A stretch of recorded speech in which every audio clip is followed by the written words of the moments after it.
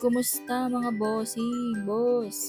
For today's video, may nagpa-build po sa atin ng PC. At ito pa, dito rin nila kasi binili yung mga PC parts. At hindi lang PC parts, pati monitor, keyboard and mouse. Kompleto nga mga computer setup talaga.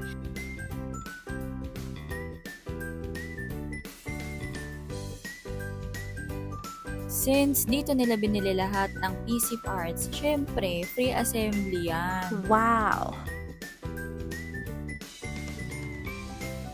Habang nagbe-build si Joshua, ayan, flex ko sa inyo yung ibang pinurchase nila, sir. Diba may Ethernet cable pa talaga, te. Bakit ka nagagalit, self? Bakit? Gusto mo labanan kita, self? Charot!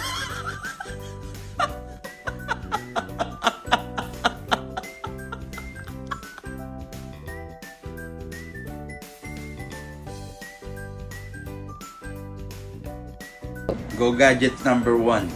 Thank you po.